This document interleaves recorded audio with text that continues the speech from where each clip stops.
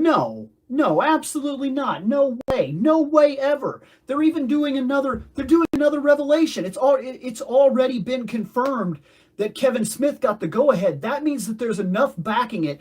I realize that negative people are vocal. And I realize that that's true in a lot of these franchises because it's just the way that this runs. Oftentimes, what happens is the vocal people are the people that are mad. People that are happy honestly aren't speaking up. They don't have anything to say. They're happy. They watched a show, it was cool, and they're done.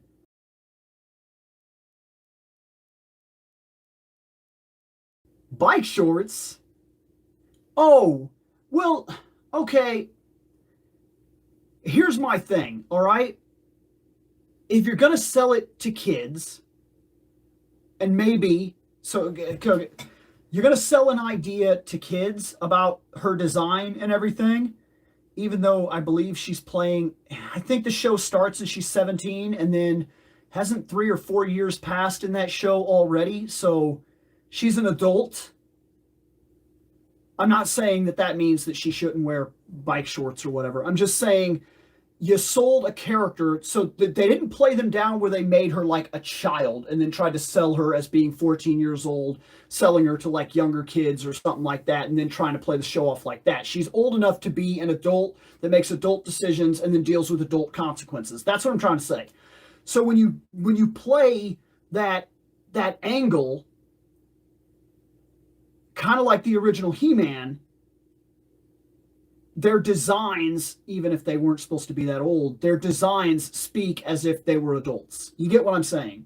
And then her design, strangely enough, and I think it's due to the new animation styles that they use, she's an adult that doesn't look like an adult. And I think that's very much animation styles. But like, the shorts didn't really bother me. I think it fits with the animation style that they chose. Now, if you bring her with that look into Revelation, that's not gonna work. I don't mind that they gave Teela a battle skirt and kind of they played off more of a thing where they made her look like Teela tends to look a lot like a Xena character. In fact, yeah. So I have her right here. And I mean, they gave her the battle skirt and everything like that, but her design is designed off of what I could expect from Swords and Sorcery. The battle skirt, you still see like a lot of the arms, the definition like that. You see the legs and things like that. Showing the body in Swords and Sorcery. And I get the idea that sometimes you don't want to be you have to be careful because there's a lot of backlash nowadays with stuff like this. But it is important to remember that part of the visual nature of the barbarian stuff, of Conan the Barbarian, of barbarian swords and sorceries and things of that nature, when Captain America throws a punch, even in a skin-tight suit, it is not the same visceral thing as when Conan the Barbarian throws a punch. When you can see every single part of the human body in motion, that visceral, like hard, harsh connection where he just throws out that punch and he's like, bow, and he lands and his muscles tighten up and this pushes back and all the veins come out and his bicep gets real big. And then like the veins on his neck, you see all of that in the body. His language is always on display. His happiness, his sadness, his viciousness, his anger, it's always on display in that kind of an art style. Showing the body is important in Swords and Sorcery if you're playing that hard angle. If you're playing something like Conan the Barbarian, that's important. It's very important. It is part of the visual storytelling. And let's not forget that these properties are visual narratives. That's what they are. They're not spoken to you. They're not written in a book. They are visual stories. And so when you do that, some parts of the story have to remain visual stories. And it's important to remember that if you leave the style too far behind, you lose part of that visual narrative. Like, and this is true, go back and watch Revelation. Do it because it's great. That's the reason you do it. But go back and watch Revelation. When she looked like this in the first fight scene, okay, and she did those heavy fight scenes, and you could see the way she moved, and her hair would move, and like you, when you can actually see her legs and her arms and the muscle definition and things like that, there's something to that that seems exciting in those moments that you see the human body responding to activity, instead of later on when she's almost fully covered and the fight scene is much more large and expansive, but it doesn't have the same feeling behind it. It feels different, and that's because it is different. There is difference in the visual storytelling, the way that you see things. Beastman is a big, angry visual monster. He is always on display as what he is, and you don't play around with the rest of him. You don't make his like hair go crazy or something like that, like the shoulder pads or something like that. You don't play off his little bit of armor. You play with the visual style that you're given. You use things to your advantage that makes sense. He snarls, he drools, he's angry, and things like that. That's what it is. There has to be visual components to every character that tell stories or convey emotions, because you have to get as much story to the surface as fast as possible to tell the story. They say show, don't tell. That's part of why visual storytelling is so important. Because just mentioning, he was super mad, that's not the same thing as seeing something super mad.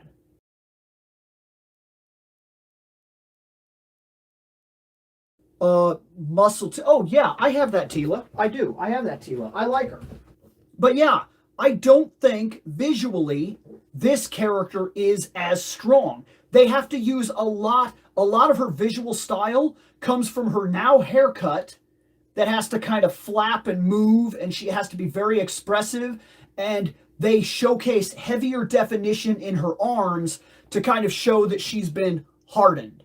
That's important in terms of the visual storytelling that they're trying to do in that moment. They want you to visualize that time has passed and that her attitude has changed, and she's become a lot more self-reliant on self-strength. And part of how they did that was they closed her off, they changed her look dramatically, they armored her, they armored her in a way that was different from the original armor, because they're trying to force the idea that she's closed herself off. It is a visual part of the storytelling. She is armored up. She is stronger, more self-reliant. She's angry. She doesn't like the person that she was that got lied to and made her feel weak, that they treated her that way for all those years. She was like the butt end of a joke that everybody was in on, and she didn't know it until one day He-Man said, "What if I transform while I'm in this state?" And that's when he reveals that he's Prince Adam, and they've been crapping on her, because even though it's not the same continuity, the idea is that the original series happened. It may not have happened the exact same way. This is an alternate universe, but so are the mini comics, and so was 2010, and so 2000X. You get the idea. Every version of He-Man is an alternate universe. Every single one that we've ever watched. So people can't be mad that Revelation was not an exact continuation, because it's not. The original series happened, just not the same way. Just like you can assume that the original series happened for much of the of the comics that you would read nowadays, but didn't happen the exact same way. That's fine. There's nothing wrong with that, to make assumptions and do things like that. Yeah, exactly. And visual storytelling is important in a lot of these properties. And this right here, everything about her character design is literally how she chose to deal with the fact that she was made the butt of everybody's jokes. That's what it is. It is masterful storytelling. Heck, in the beginning of it, in episode 2, She even goes as far as to deny her own identity and becomes a masked warrior of sorts. She has that mask thing, and it's not just because they're going into a territory where she needs it. That's like part of her uniform, because the other person that's with her is the same way. They wear those. Those face covers are a part of what they are. And for her, it's not just a safety thing. It is a part of the visual narrative that she hates, that she was the weak person that was the butt of the joke for 130 plus episodes. That's not something that exactly brings your confidence up.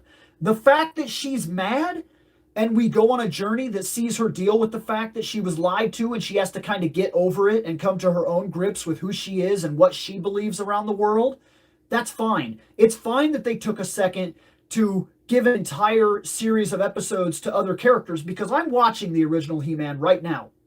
And I'm 65 episodes in, and so far, He-Man has saved the day in every single one of them. Every one of them. Without him, the universe is doomed. Nobody else actually has stories. And when they do have a story, they focus on that character for just enough time to kind of make them somewhat relevant. Like, oh no, He-Man needs a little bit of help here. He's gonna be in trouble. And like there's one where he loses his sword, and then so Adam goes down into like this thing, and he's gonna fight in this Coliseum. And he goes into the Coliseum to fight or whatever, and then Teela jumps down to save him, and she goes against the monster, and she gets the power sword, and she starts fighting the monster, and the monster's like, whah, and hits her.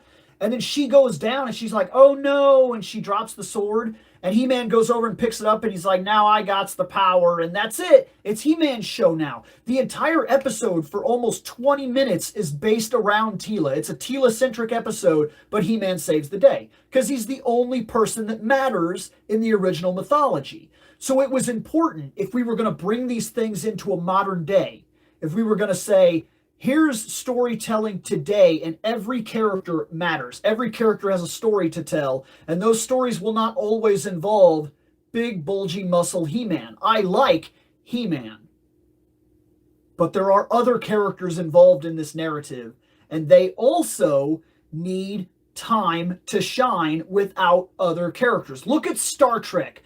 When Star Trek broke away from the formula, I love original Star Trek, but let's be honest, when it broke away from the formula and we got the Next Generation and we saw episodes that focused specifically on individual characters as we went through with A plots and B plots, and sometimes an entire episode that did nothing but follow Data, did nothing but follow Geordi, and no other character was seen because they don't matter to the story that's being told right now in the universe with this character.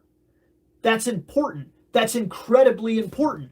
And it helped a lot to have this kind of stuff done. It changed storytelling and allowed you to pick favorite characters off things you could relate to, different people with different stories in different ways in the same universe. This is inclusive. You can't tell the 1980s series again because it's a product of its time. These characters need a place to shine on their own, and then we put He-Man in there. And I really think that's important. I like Revelation. I think Revelations is the best thing to ever happen to He-Man. It is. It's a good thing. And going forward from this point, it's going to do nothing but get better and better and better. If they play this out right, it is an endless, winding universe of swords and sorcery. And so many bad guys that stand no chance against He-Man have really cool, strong action points with really good, how do I put this? They could have amazing fight scenes.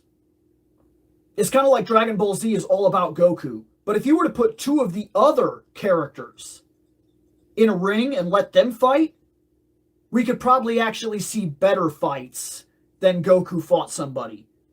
It might not be world-ending, but between two other different characters of around the same power that can fight with one another, that's more interesting because they will challenge each other, and Goku is just unbeatable. He's going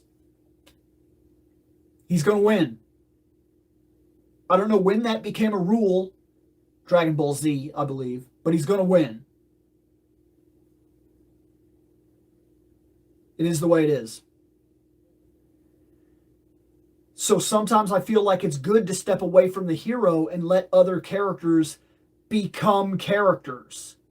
Otherwise, you could also end up with the same problem that, and I don't want to see Masters of the Universe end up with the same problem that we see with things like Dragon Ball Z. Dragon Ball Z pushes the narrative with heavy, heavy power creep, and after a while, the other characters don't matter. And when they stop mattering, they get pushed into the background and they get cameos. Like, let's bring this character in and do something, otherwise people are going to forget that he's there. And that's it. They have no narrative anymore. So that hurts a lot. And then when you do movies, like this new movie that Dragon Ball Z did, and they're not canon, well, guess what? They're pointless. But when you do entire series that cover actual characters, that's not pointless. That developed her as a person and pushed her towards a new state in her life, and then evolved Eternia around that idea, and now we can tell other stories. I think this is the best thing that could have happened to He-Man. It's a wake-up call, and I'm sorry if you're an old fan and you can't take the idea that it's different now, but it's different now, and it needs to be fair. In order to survive, things need to evolve, and He-Man needed to evolve.